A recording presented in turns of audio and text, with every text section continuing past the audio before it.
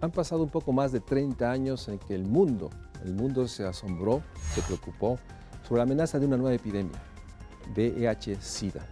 En esos 30 años ha habido grandes cambios, avances que pueden garantizar que aún los portadores puedan tener una vida digna. No obstante, en nuestro país se estima que el 50% de la población que puede ser portadora no lo sabe y como tal puede expandirse la epidemia. Hay metas muy importantes para que en 2030, en 13 años, se logre evitar que nadie muera por esta causa. En ese sentido es importante redoblar los esfuerzos, pero subrayar que en el sustrato de mucho de lo que nos falta por hacer, tiene que enfrentar la discriminación, los estereotipos de aquellas personas que tienen conductas diferentes. De eso hablaremos hoy en México Social. El virus de inmunodeficiencia humana, VIH, causa una infección en las células del sistema inmunitario, al grado de anular la función de proteger al cuerpo de enfermedades y agentes patógenos externos. El síndrome de inmunodeficiencia adquirida, SIDA, es la etapa más avanzada de la infección por VIH. El primer caso mortal de VIH-Sida se reportó en 1981 en Estados Unidos de Norteamérica. ONU-SIDA calcula que para el 2014 en el mundo había 37 millones de personas que vivían con el virus.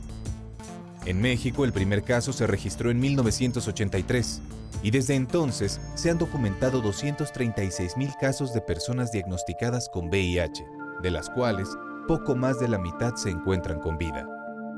De acuerdo con datos del Centro Nacional para la Prevención y el Control de VIH-Sida, 5,000 personas murieron por VIH en México en el año 2013. Además, actualmente, por cada 4 hombres portadores del virus hay una mujer contagiada. El 63% de los casos son personas mayores de 30 años. El 34% son jóvenes de entre 15 y 29 años. Y el 2% son infantes menores de 15 años. De acuerdo con ONU-SIDA, en México esta epidemia se encuentra concentrada, pues la mayor cantidad de casos de SIDA afectan a poblaciones clave. Hombres que mantienen relaciones sexuales con otros hombres, usuarios de drogas inyectables, personas trabajadoras sexuales, personas transgénero, transexuales y travestis. Es importante observar que además de la vía sexual, el SIDA también puede ser contagiado por vía sanguínea, al tener contacto con agujas infectadas, o vía perinatal, por contacto de la madre infectada al hijo antes o después del nacimiento. Por si fuera poco, esta epidemia amplía su radio de acción en los grupos de mayor vulnerabilidad social como mujeres, migrantes o adolescentes, donde el perfil social es de mayor pobreza, inequidad, menor escolaridad y baja percepción del riesgo al que se enfrentan. Es por ello que urge que el Estado mexicano amplíe la educación sexual integral articulando la participación de toda la sociedad, incluidos maestros, padres o madres de familia, personal de salud y, lo más importante, que las nuevas generaciones adopten medidas preventivas de manera personal y permanente.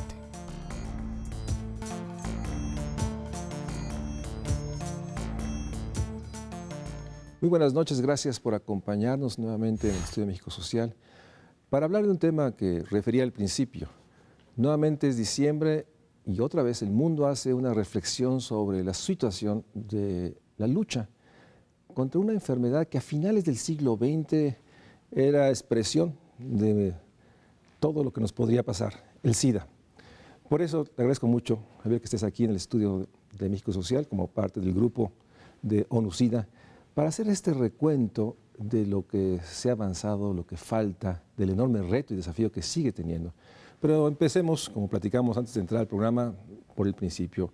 Son casi 30 años, 35 años, 1981, 83 son las fechas en que el mundo empieza a despertar ante la amenaza de algo que se veía realmente enormemente desafiante.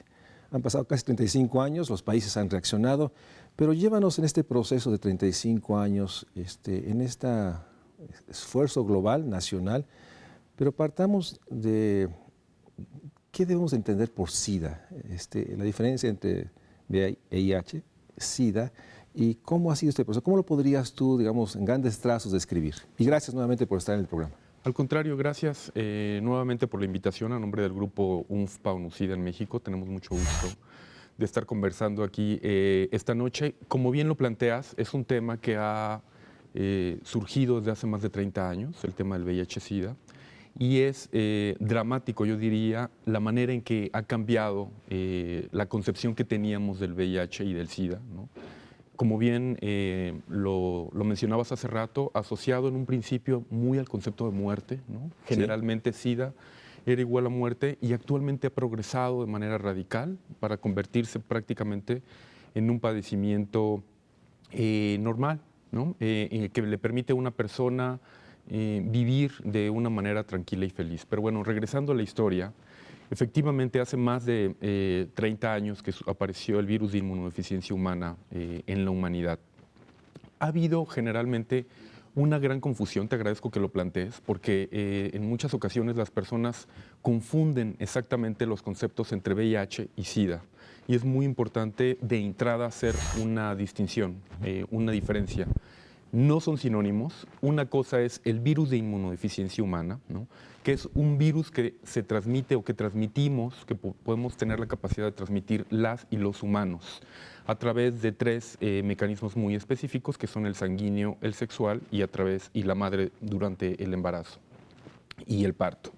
Son tres mecanismos bien definidos, bien conocidos y bien establecidos. No hay otra manera de que el VIH o el virus de inmunodeficiencia humana se transmita, no por mosquitos, aunque parezca increíble, hay gente que sigue preguntando, ¿se puede transmitir el VIH por una picadura de mosquito? Hoy día, 2016, lo he escuchado, ¿no? Sí. Y no, de ninguna manera, es únicamente por las vías que mencioné. En contraste con esto, el SIDA o el síndrome de inmunodeficiencia adquirida es un conjunto de signos y síntomas, como lo describen más desde la parte clínica, asociado a una caída o a una disminución de las defensas en el organismo humano, en otras palabras, del sistema inmunológico. Es decir, cuando el virus progresa después de un tiempo, que normalmente son años, ¿no? Provoca un daño tal en el sistema inmunológico que hacen que los sistemas de defensa Se colapsen. se colapsen, exactamente, que naturalmente tenemos las y los humanos, se colapsen y entonces se desarrollen una serie de patologías o de enfermedades asociadas al SIDA. Anteriormente se les denominaba como infecciones oportunistas. Como su nombre lo indica, son infecciones que aprovechan la oportunidad, ya que el sistema inmunológico se encuentra comprometido para desarrollar alguna enfermedad asociada al SIDA. En ese sentido, yo diría, sorprendente el avance que se tuvo de estas décadas de los 80s, 90s, en el cual SIDA o VIH era sinónimo de muerte, no había salida. La comprensión del proceso, del fenómeno de transmisión, y no hay duda que modificó incluso la manera como se acercaban los individuos a finales de los 80s, 90s a la sexualidad. Surge una enorme preocupación y transformaciones, y en este proceso viene la innovación, el encontrar incluso medicamentos que pueden ayudar. Platícanos esta parte, los antivirales, porque también hay una innovación tecnológica, un descubrimiento que permite esta noción de una vida prolongada aún padeciendo o aún transportando el VIH o siendo un individuo que tiene SIDA. Esta parte tecnológica, ¿dónde aparece?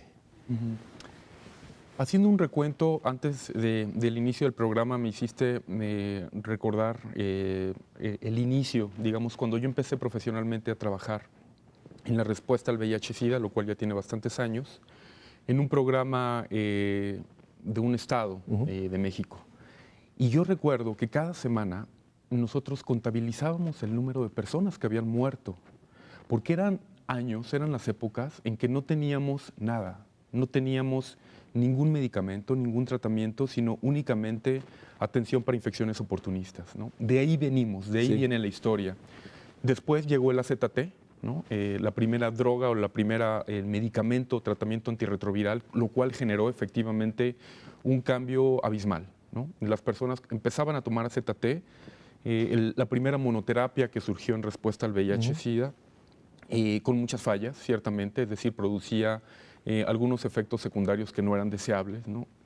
Pero hemos visto a lo largo de estas décadas, como lo planteas, una transformación increíble. Es decir, los avances tecnológicos que ha habido permiten que el AZT. Después, 10 o 15 años después, vinieron los cócteles antirretrovirales. Es decir, las personas tomaban un conjunto de medicamentos, eran hasta 16. Me tocó ver personas que tomaban un puñado de medicamentos para poder controlar el VIH y para que permaneciera, digamos, lo que se conoce hoy como indetectable, es decir, que no aparece en las pruebas de laboratorio.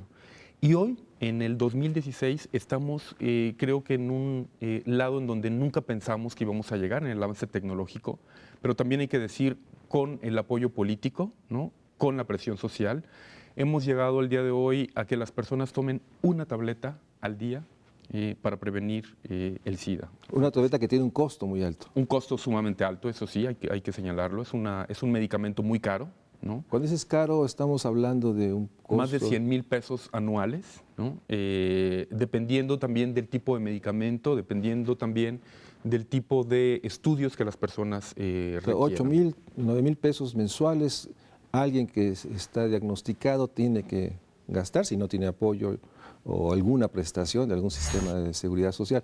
Y en ese sentido, lo mencionaste, pero quisiera subrayarlo. Sí. No hay duda que estos logros tienen que ver también con una gran movilización social, o sea, claro, grupos que vivían o que conocían a un enfermo, que exigían atención. Hay una movilización y organización social alrededor, globalmente, pero también en el país, que generó esta presión para que los gobiernos invirtieran, los gobiernos generaran estructuras y pudieran enfrentar esta enfermedad.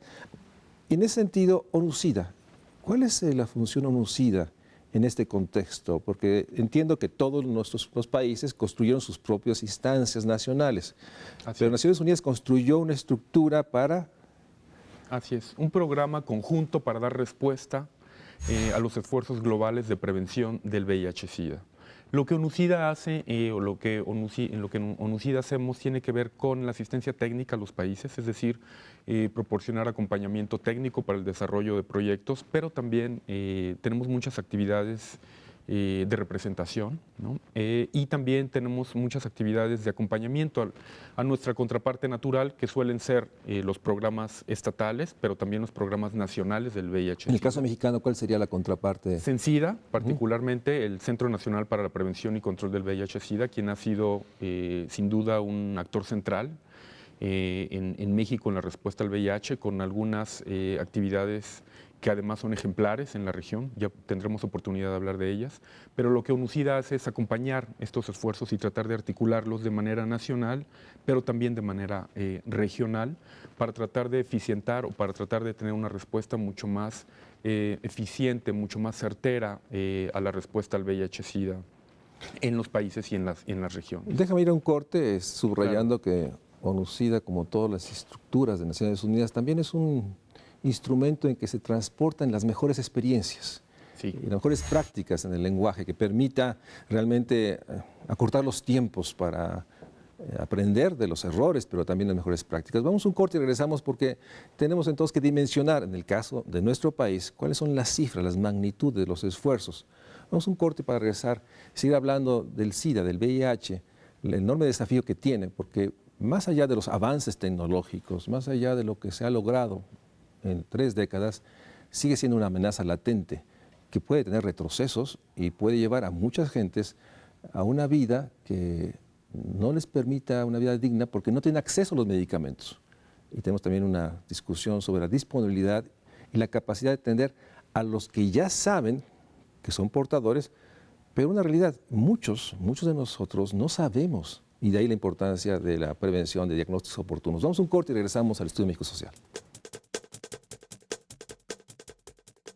De acuerdo con el Centro Nacional para la Prevención y el Control del VIH-Sida, CENSIDA, en México el promedio de personas viviendo con VIH muestra una tendencia decreciente desde el año 2000, cuando se calculaban aproximadamente 300,000 casos, ya que para 2014 la cifra disminuyó a 190,000 personas.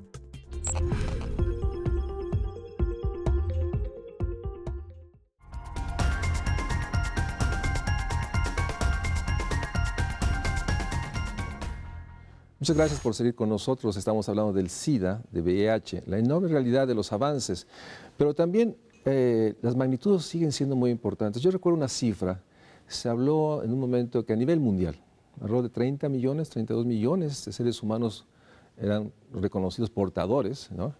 En el caso mexicano, ¿cuáles son las cifras que tenemos? ¿Cuántos se llegaron a identificar en su momento más, bueno, actualmente, para no hablar de un momento cúspide, porque se ha mantenido esa cifra? Sí.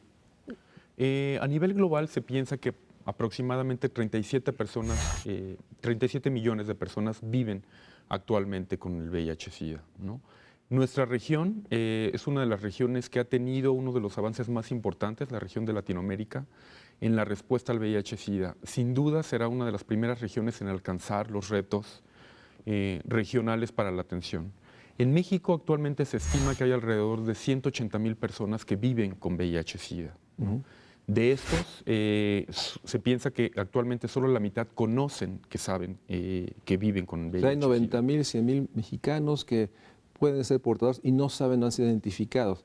Así es. Ahí la pregunta es, ¿por qué? O sea, ¿por qué el 50% de la población que se estima, y es una estimación, yo siempre subrayo que las estimaciones son eso, estimaciones, puede ser mucho más, obviamente menos, pero creo que en las cuestiones sociales y salud pública es más racional pensar que son muchos más. ¿Por qué tenemos esta relación de que solo 1 de cada 2 sabe que lo porta? ¿Es un tema de identificación, de diagnóstico?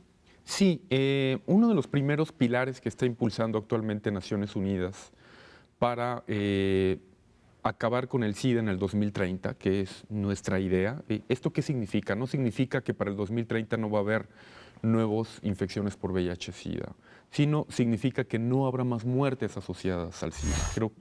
Pensamos que actualmente eso es posible de prevenir y el primer paso será la detección. Pero la pregunta que planteas es interesante porque actualmente en un país como México hay todos los recursos para que cualquier persona pueda acceder a una prueba de detección en los centros especializados de atención que se llaman Capacits. Hay más de 70 a lo largo del país, pero también hay un importante rol de las organizaciones de la sociedad civil que ofertan de manera muy importante el acceso a las pruebas de detección. Como comentábamos en el primer bloque, pensar hoy en la respuesta al VIH-Sida sin la sociedad civil sería imposible. Creo que el reto sigue siendo, lamentablemente, la segunda epidemia tan grave como la epidemia de VIH-Sida, que es la epidemia de estigma y discriminación.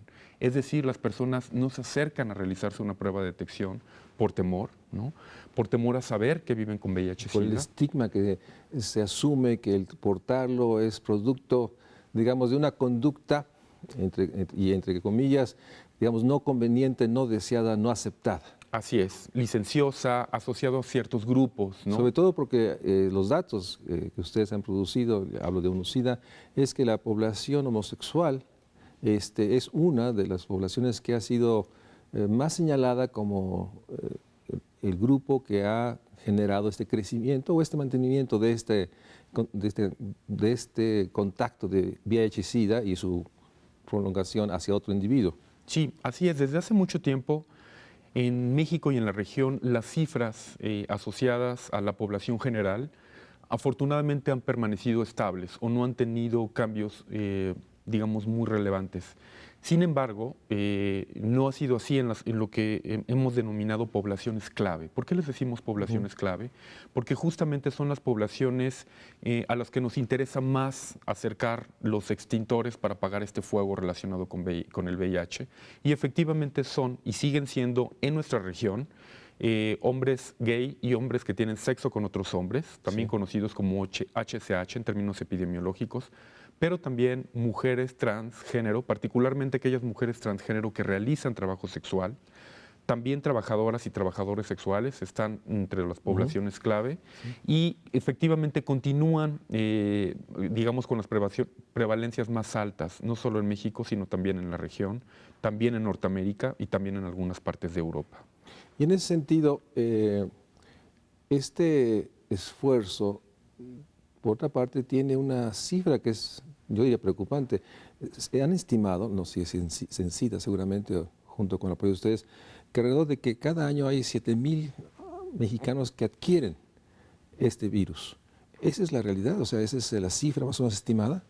Ha ido variando con el tiempo. Afortunadamente en México ha tenido una respuesta, yo diría ejemplar, al VIH-Sida, ¿no? Definitivamente en México las cifras han bajado, ¿no? La mortalidad ha permanecido, no se ha incrementado, ¿no? Estamos hablando de cuántas muertes asociadas al SIDA al año. La mortalidad actualmente en México es del 0.04%, es decir, 4 personas de cada 1000 aproximadamente podrían morir por causas relacionadas con el SIDA, y se espera que en el futuro esta cifra definitivamente se disminuya. Así es. ¿No? O se diluya. Por ello la idea de acabar con el SIDA en el 2030. ¿No? En este proceso, digamos, ha pasado muy rápido por el tema de detección. Sí. Cierto, hay estructuras de sociedad civil, estructuras del sector público, Seguro Popular, pero tenemos el tema, digamos, del diagnóstico. Yo asocio también el tema de la glucosa con los temas, digamos, de diabetes, ¿no? Realmente tenemos mucha población que no llega ni siquiera a este proceso por miedo, por estigma, también por falta de información. Y por una parte que me gustaría tu comentario, hay una naturalización o la preocupación que vivimos en los 90s, que realmente era una amenaza, ha también disminuido, producto porque se sabe que se puede tener una vida, digamos, con cierta normalidad, aún siendo portador, pero también es cierto de que se ha naturalizado y no hay también esa contención. Y ahora se asocia a otros hábitos, ¿no? de la vinculación con otras enfermedades de transmisión sexual. Sí. Ha habido datos del resurgimiento de la sífilis, una enfermedad histórica, ¿no? que vuelve a resurgir en esta noción de, yo creo, no sé si demasiada confianza en los medicamentos o también retraimiento en términos de ciertas conductas de salud deseables. ¿Cómo observan desde UNOSIDA este fenómeno que yo llamaría de una naturalización del proceso, que también puede ser una amenaza porque puede resurgir, se puede tener este proceso virtuoso hacia la baja? Claro, no, es así. La analogía que compartes es muy buena, es decir, actualmente una persona que vive con VIH, sabemos que puede tener una vida larga y saludable, puede prevenir, evitar la infección o transmitir la infección a su pareja o a sus parejas sexuales, ¿no? Y también puede tener hijos o hijas libres del virus. Y efectivamente los medicamentos antirretrovirales actualmente, como decía, es muy buena la analogía, es equiparables a una persona que tiene diabetes. Es decir, es un tratamiento crónico, es una persona que siempre va a tener que estar tomando tratamiento antirretroviral a lo largo de su vida, ¿no? Cada vez en un esquema mucho más sencillo, pero que efectivamente tendrá que estar bajo supervisión médica, bajo vigilancia médica. Y también en respuesta a este planteamiento, a nosotros nos pasó algo, algunas personas a lo largo de nuestro crecimiento profesional y también social. Vimos morir a una generación de personas de SIDA. Efectivamente, vimos a muchas personas morir. Las nuevas generaciones, si bien vieron nacer a personas que viven con VIH-Sida, ¿no? Sí. Y están junto a ellos, son los adolescentes que actualmente viven con VIH-Sida.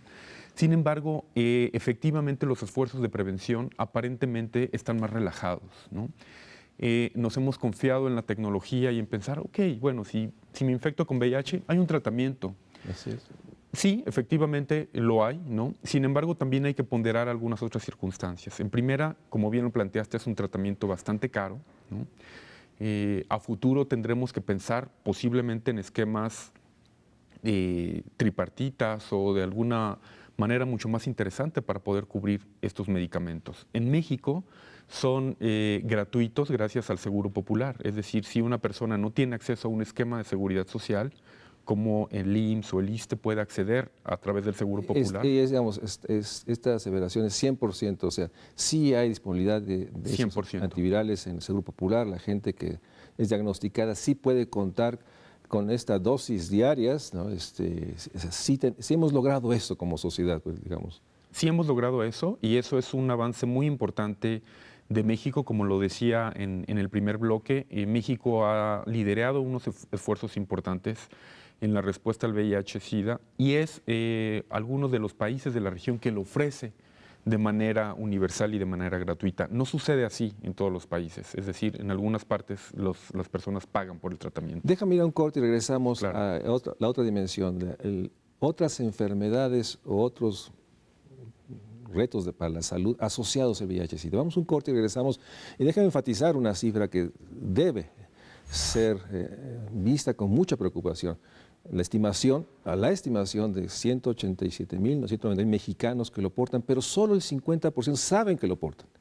Hay más de casi 100.000 mexicanos que pueden estar portándolo y no se han sido diagnosticados. Y eso en sí genera la posibilidad de que obviamente se multiplique esta cifra si no logramos enfrentar este desafío de que 50% de la población que se estima no sabe, no tiene ningún elemento. Y de ahí la importancia de fortalecer los esfuerzos de prevención y de insistir. Sí hay avances, pero también hay enormes desafíos porque se ha relajado la noción de riesgo. Y eso en sí mismo ya es una preocupación mayor. Vamos a un corte y regresamos para seguir hablando del SIDA, VIH-Sida, la enorme amenaza que sigue estando para los jóvenes, para todos nosotros, y que sin duda con los esfuerzos, con los avances, se tiene que sostener la energía, la acción y la visibilidad de uno de los temas que sin duda conmocionó a finales del siglo XX a todas nuestras generaciones y que hoy tenemos que insistir que sigue estando ahí la amenaza. Vamos a un corte y regresamos al Estudio México Social. Censida ha reportado que 95% de los casos de virus de inmunodeficiencia humana en México de 1983 a 2015 se debieron a relaciones sexuales sin protección. 3% se debió a transmisión sanguínea y 2% a transmisión perinatal.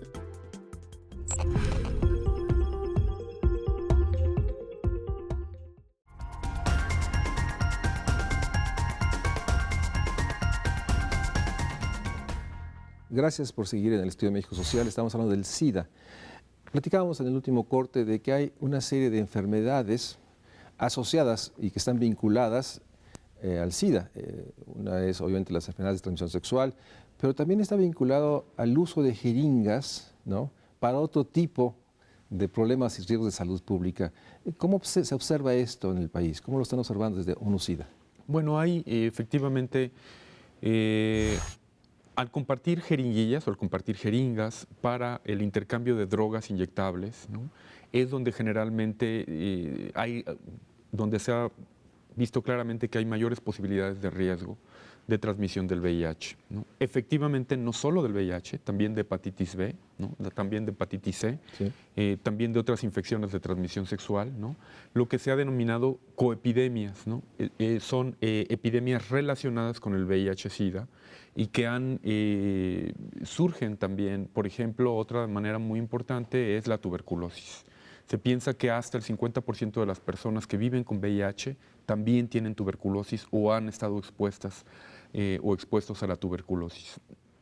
Actualmente, en el panorama de la salud pública internacional, el VIH además compite con una serie de enfermedades emergentes. Hace algunos años, o meses incluso, el ébola, actualmente el Zika, por mencionar un ejemplo, ¿no?, en donde está compitiendo además en las agendas de salud pública para seguir teniendo un papel central en la prevención, que como tú decías, es un mensaje que coincide inclusive con el mensaje que da Michel Sidibe, el director ejecutivo de ONU-SIDA, en donde dice, estamos desaprovechando el enorme poder de la prevención. Efectivamente, hemos vuelto a mirar a otro lado y nos hemos olvidado que tenemos el gran poder de podernos prevenir del VIH-Sida, ¿no?, por recursos tan simples y tan sencillos como el uso de un condón masculino o femenino. Y en ese sentido, déjame subrayar el tema, la población en centros carcelarios. Sí. Se vuelve una población también clave, usando esta definición, el riesgo porque el intercambio de jeringas por las adicciones ha generado todo un debate si se debería hacer accesible jeringas esterilizadas para evitar el uso, digamos, continuo de una jeringa de un portador a otro, y lo que nos genera una situación de enorme alarma. Muchos de los que pueden, pagado su pena o resuelto su problema judicial, salir a la sociedad, ahora son portadores de SIDA, tuberculosis, hepatitis, con los cuales realmente, yo insisto, es una población que estaba en custodia del Estado. Sí. Y ahí tenemos un tema de estos casi 200,000, 250,000 mexicanos que están ahí, y es un tema muy preocupante, y creo que es un tema a nivel global en donde está este debate de la disponibilidad de estos implementos. Sí. Dejando esto, subrayo que parecía ser que la apuesta es hacia la construcción de medicamentos cada vez más potentes, más capaces, pero ¿por qué ha sido tan difícil? Y hablo en términos generales, el tema de la prevención, desde el embarazo adolescente, Sí. el tema de la obesidad, o sea, hay algo en la parte de salud pública, en el sentido más amplio, que nos permite cuestionar que no estamos haciendo lo suficiente.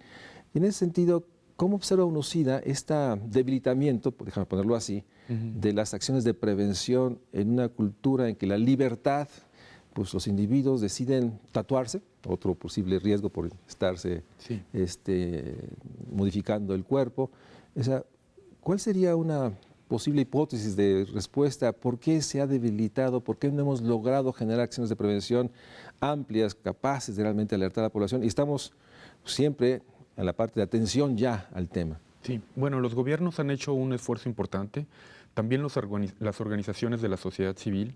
Sin embargo, regresaría al tema que planteé en un bloque anterior.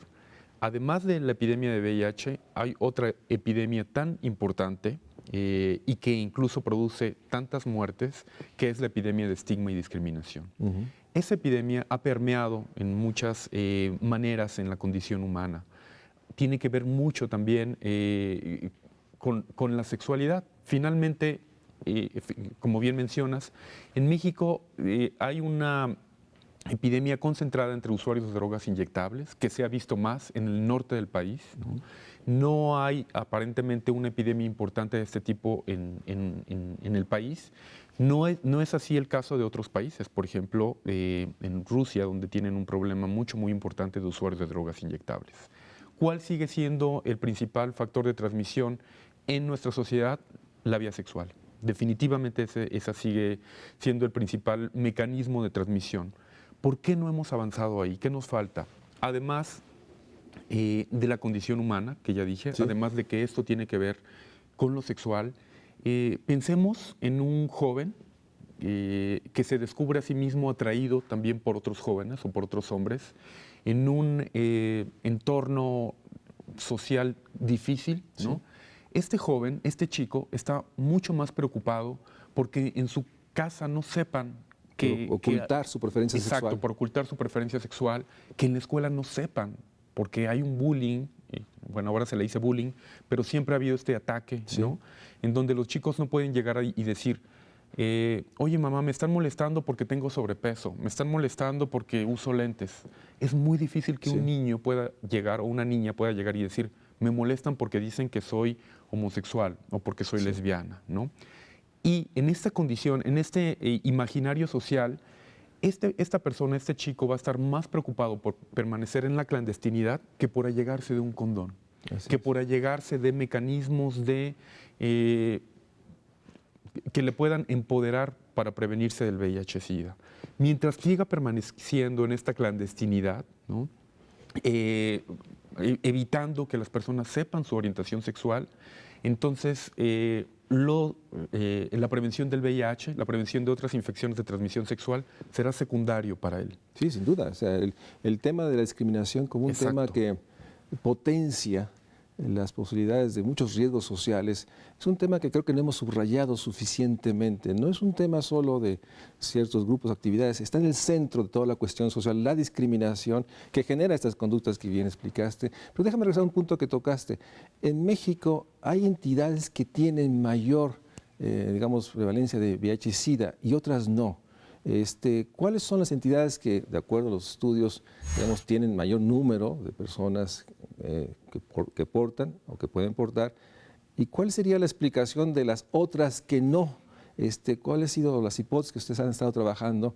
¿Y por qué esta diferenciación de entidades en las cuales se observa que la prevalencia de esta enfermedad es mucho más alta que en otras? Actualmente se ha planteado desde Naciones Unidas una respuesta al VIH-Sida basada en ciudades.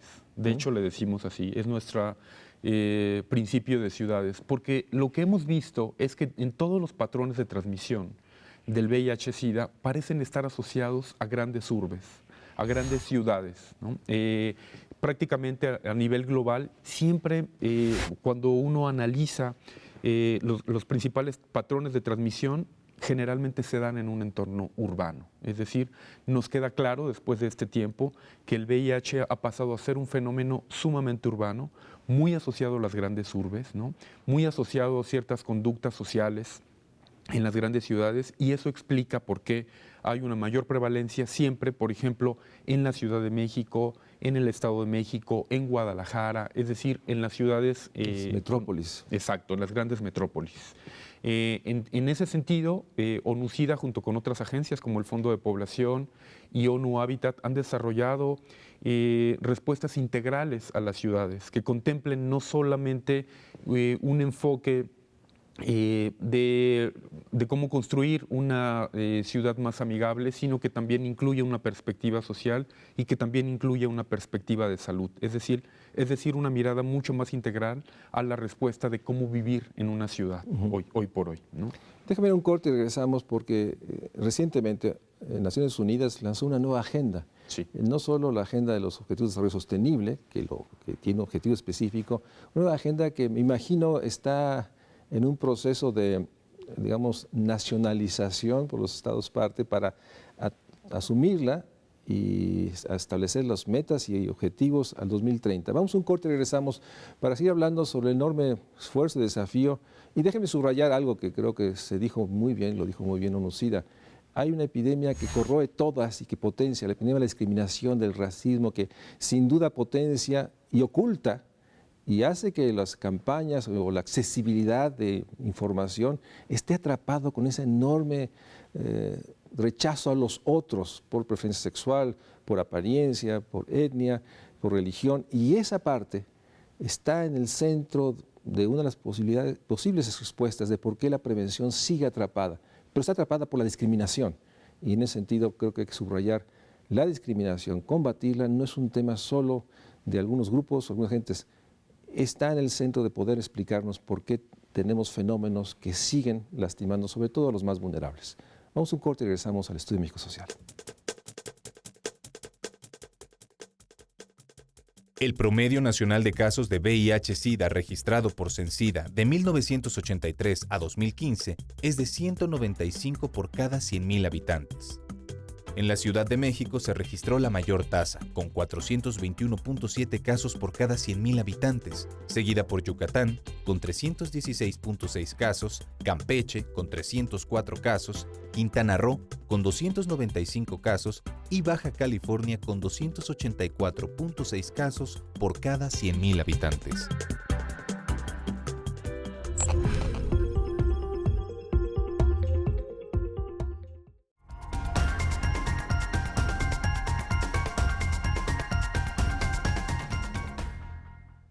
Muchas gracias por estar con nosotros en el último bloque. Estamos hablando del SIDA y recientemente Naciones Unidas planteó una nueva agenda, una agenda global, los Objetivos de Desarrollo Sostenible al 2030, una audaz y ambiciosa agenda que desde mi perspectiva todavía los gobiernos nacionales, el gobierno mexicano no ha interiorizado en términos del objetivo número 1, erradicar la pobreza, no más, no menos, erradicarla. Sí. Pero en el caso de la agenda de ONU-SIDA, ¿cuáles son los planteamientos? Incluso hubo recientemente una reunión en Nueva York. ¿Cuál fue el planteamiento global que se está, me imagino, a través de las oficinas regionales, tratando de interiorizar a los estados parte? ¿En qué consiste esta agenda al 2030? Sí, efectivamente, a partir durante el próximo año y inicios de este año, por primera vez, creo, el mundo se puso de acuerdo en pos de una nueva agenda internacional de cooperación para el desarrollo. Esta agenda plantea metas muy ambiciosas a través de 17 objetivos de desarrollo sostenibles, como bien señalas, que vienen a reemplazar o a complementar a los antes objetivos de desarrollo del milenio. Dentro de estas metas muy ambiciosas, el mundo por primera vez suscribió la meta posiblemente más ambiciosa en la agenda del VIH-Sida, que es acabar con la epidemia de SIDA para el 2030. ¿Qué significa esto? significa que para el año 2030 no haya una sola persona que muera por causas relacionadas al SIDA a nivel global. Es decir, es imposible evitar que haya nuevas infecciones por VIH-Sida, por algunas de las causas que ya comentamos en bloques anteriores, pero pensamos que sí es posible que ninguna persona muera por causas relacionadas con el SIDA, sobre todo porque hay los medicamentos que lo permiten, la atención y la calidad médica que también lo permite, y finalmente todos los esfuerzos políticos y sociales que pueden permitir que una persona que vive con VIH pueda tener una vida larga y saludable, equiparable a la de cualquier persona. Esos retos para el 2030 efectivamente son muy ambiciosos, y dentro de esta agenda internacional, ONU-SIDA ha planteado una agenda que se conoce como del 90-90-90. Efectivamente, en junio de este año hubo una declaratoria política del VIH-Sida, que es la declaratoria que renueva los esfuerzos cada 5 años y que es suscrita por todos los estados parte, entre ellos México. Estuvimos en la emisión de esta declaratoria, en una reunión de alto nivel, una delegación mexicana que ha ratificado estos compromisos. ¿Qué significan los retos del 90-90-90? Bueno, ONU-SIDA ha planteado algo que se llama una agenda de acción acelerada. ¿Qué significa esta agenda de acción acelerada? Bueno, significa que los países y las personas no se van a olvidar que el VIH-Sida, como comentabas, sigue estando ahí, sigue siendo crucial y es no subestimar los esfuerzos y el poder de la prevención. Es decir, necesitamos redoblar los esfuerzos para continuar previniendo, para evitar que esto no se revierta. Sí, no haya retrocesos. No haya retrocesos, efectivamente, ¿no? Estamos en un punto de la humanidad en donde tenemos todas las herramientas tecnológicas para que esto no suceda, ¿no? Pero también nos falta avanzar en otra parte, que es la parte del estigma y la discriminación. Quiero recordar a tu gentil audiencia dos ejemplos muy rápidos. Hace algunos años, por primera vez, una persona públicamente aceptó su condición de que vivía con VIH y fue Rock Hudson, un conocido actor norteamericano. Ustedes recordarán que fue vilipendiado socialmente, muy criticado, se le dijo absolutamente de todo, ¿no? En el 2015, es decir, hace apenas un año, otro actor norteamericano muy conocido, Charlie Sheen, tuvo que reconocer su estatus serológico reactivo o positivo al VIH debido a amenazas de mucho dinero de chantaje. ¿Cuál fue la reacción social? Sí, fue la misma. Es decir, fue muy criticado, fue vilipendiado, dijeron que por qué no había hablado con sus parejas sexuales, hubo demandas. Es decir, en 30 años, en 25 años, el estigma y la discriminación han cambiado muy poco. Y la enorme realidad que el tema de la sexualidad y la fecundidad, una de las dimensiones humanas más profundas, sigue estando ahí polarizando concepciones y visiones sobre cómo vivir o cómo ejercer el derecho a la sexualidad y, en su caso, el derecho a la fecundidad. Y entonces está atrapado. Entonces vemos que no hemos avanzado mucho, y estos dos ejemplos que pones, de una sociedad como es la americana, que se asume muy liberal, muy tolerante, ¿sí? Y que recientemente hemos visto que al revés, hay un enorme sustrato racista, sí, enorme discriminatorio, como se dio recientemente en las campañas americanas. En nuestro caso mexicano, sabemos que hay un enorme sustrato amplio, profundo de discriminación, de racismo, de intolerancia a cualquier práctica diferente de la sexualidad que se asume normal, entre comillas, ¿no? Así es. Y en ese sentido, ¿cuál es el planteamiento? O sea, ¿cuál ha sido el proceso? Esta reunión de alto nivel, sí, ¿cómo lo llevan o cómo lo trasladan, en este caso a México? O sea, ¿qué es lo que ha pasado? ¿Qué es lo que debe pasar? ¿Tienen reuniones con el gobierno? O sea, ¿cómo interiorizan estas agendas? Gracias al liderazgo del Programa Nacional de SIDA, quien conformó una de las delegaciones más grandes, entre las que estuvimos invitados para asistir a esta reunión de alto nivel en Nueva York, en donde se suscribe esta declaratoria. La declaratoria establece los 3 principios, entre otros, los 3 principios rectores de acabar con el SIDA para el 2030, pero también las metas del 90-90-90. Que son Para el 2021 y posteriormente para el 2030, el 90% de las personas conozcan su estatus serológico. El segundo pilar o el segundo 90 es que el 90% de las personas accedan a tratamiento antirretroviral. Y el último pilar, y no menos importante, es que el 90% de las personas se mantengan en estatus viral indetectable o con carga viral indetectable. En otras palabras, esto significa que las personas tengan una carga viral o déjame decirlo de esta manera, una cantidad tan baja de virus en el organismo que inhibe la posibilidad de transmisión. En otras palabras, que no se puede transmitir si la persona se mantiene tomando su tratamiento antirretroviral de manera constante, con apego y adherencia. Entonces, hay bastante evidencia científica que sostiene que si la persona está indetectable, que es a donde queremos llegar al final, no solo va a tener una muy buena salud, no solo va a estar en condiciones de no transmitir el VIH, sino que va a ser también un ejemplo social, ¿no? Es decir, el poder de la prevención. Actualmente nosotros vemos la atención y la prevención no como algo desligado, sino como al contrario, algo que tiene que estar tiene que ser un continuo. Es decir, los nuevos tratamientos, por ejemplo, que pueden ser tomados antes de la exposición, es ya tratamiento como prevención. Y en ese sentido, me imagino, o esperaría, que después de esta reunión de una gran presencia mexicana, estén tomando algunos pasos hacia allá. ¿Cuáles serían los pasos, cuáles son los pasos que se han tomado, cuáles son los que se van a tomar, observados desde UNOCIDA en términos de qué es lo que el gobierno mexicano a través de estructura está haciendo para ser congruente con una agenda que está, déjame decirlo, a 13 años, hablamos de 2030, pero estamos final de 16, en 13 años, una década.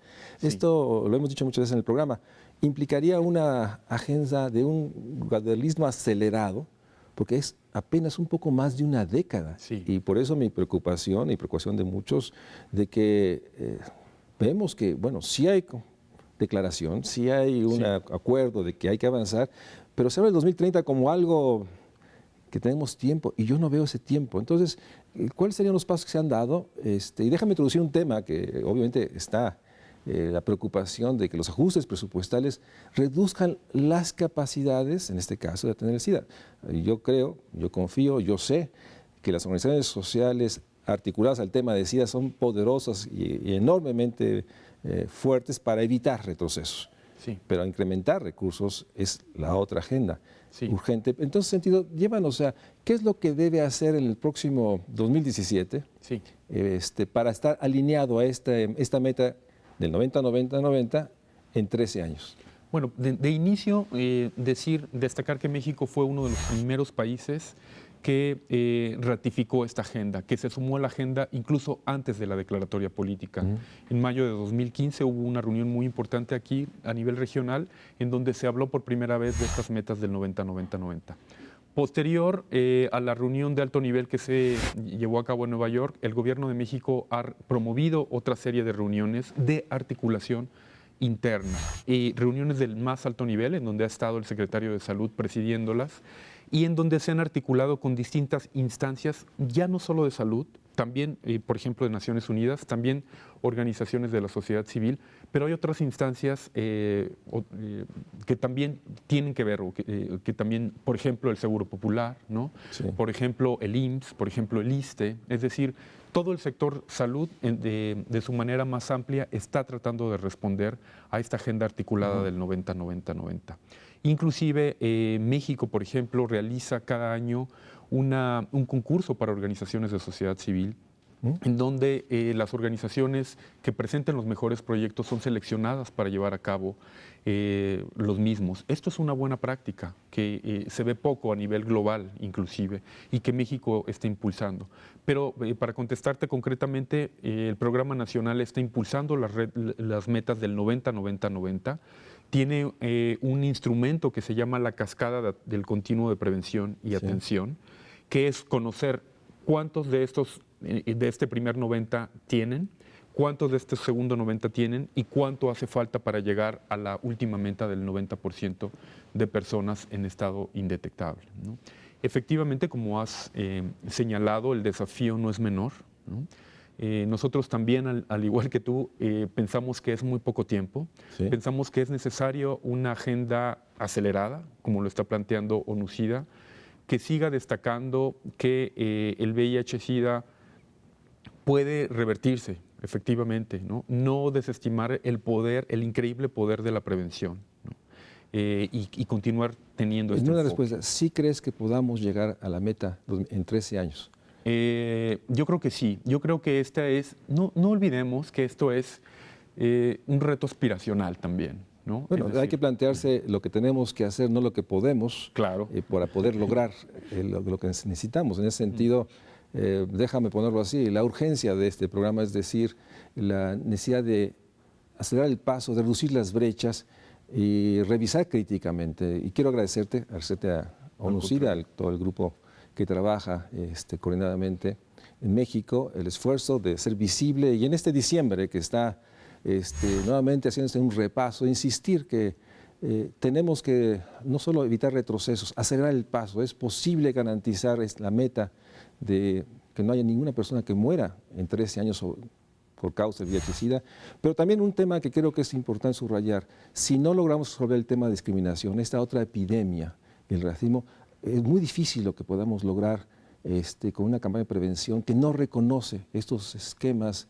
que rechazan, estereotipan a muchos mexicanos que tienen el derecho a ejercer su vida de la manera que ellos han concebido esta misma vida. Gracias, Al muchas contrario. gracias por esa oportunidad. Gracias a ustedes por nuevamente por la invitación. acompañarnos. Lo espero ver próximamente en México Social.